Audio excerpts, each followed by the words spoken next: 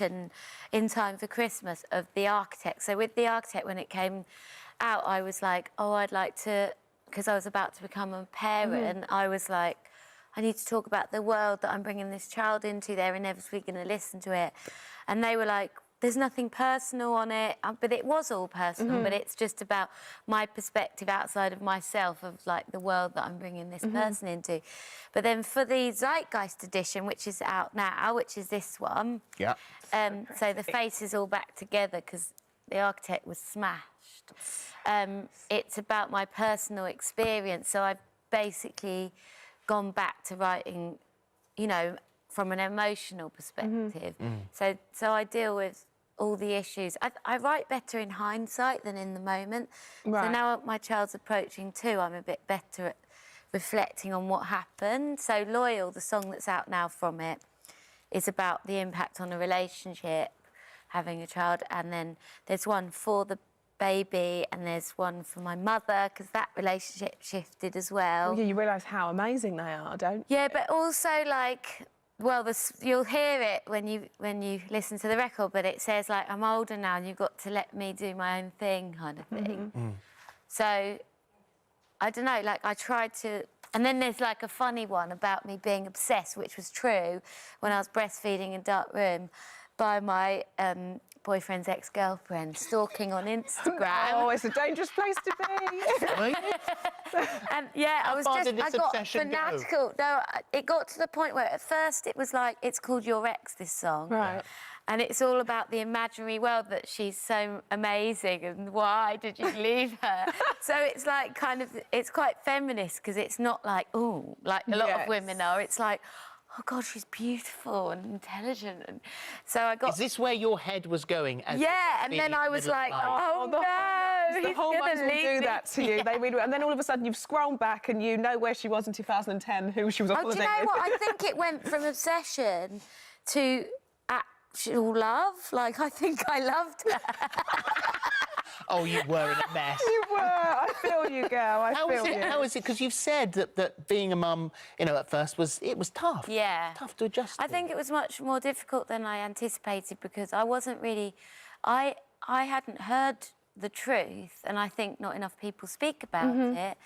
And everyone's experience is different. Like, I've met mums that sailed through it and it was fine, but I didn't. Like, I was really shell-shocked by the change and very much, like, found it difficult, like, the pull between wanting to be the greatest mother ever but also trying to sustain an inherently sort of selfish career in a way. Like, you have to be quite egotistical to some level, but also self-deprecating and all those things to be an artist and musician. And it was quite hard to find a balance between those two things. And that's what I'm addressing in the Zeitgeist edition. And I think, you know, as I always do, I write ambiguously, so it's not as literal. Like, the songs are open to interpretation. I've had a lot of teenagers writing about the song for my mum, for example, to me, saying, that's how I feel because I'm leaving home to go to university and I just want my mum to stop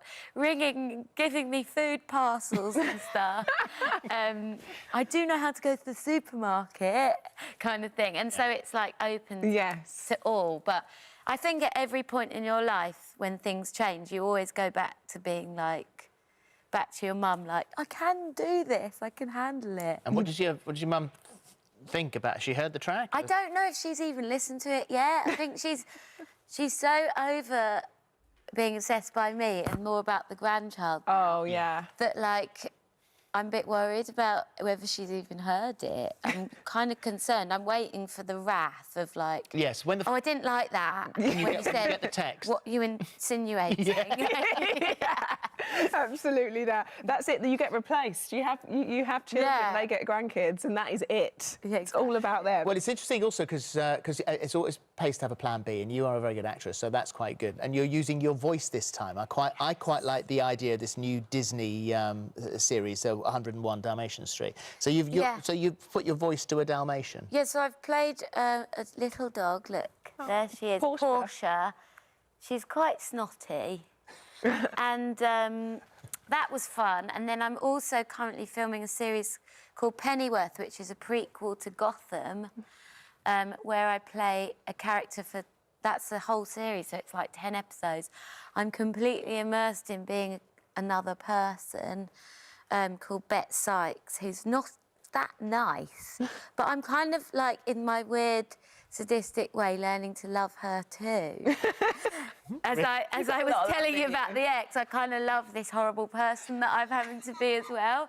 I'm finding... Just compassion. I'm finding nuances in her horrific personality. When do we see that? When is that out? Well, I'm not even sure yet because we're currently filming, so I know that it's going to be out in America first, and then I'm hoping that it will do really well and come over here. So that I'm really enjoying. That feels like a holiday. It's quite weird because when you're a parent, as you know, you have to be nice all the time. I know. So it's so nice going to work and just being absolutely horrible.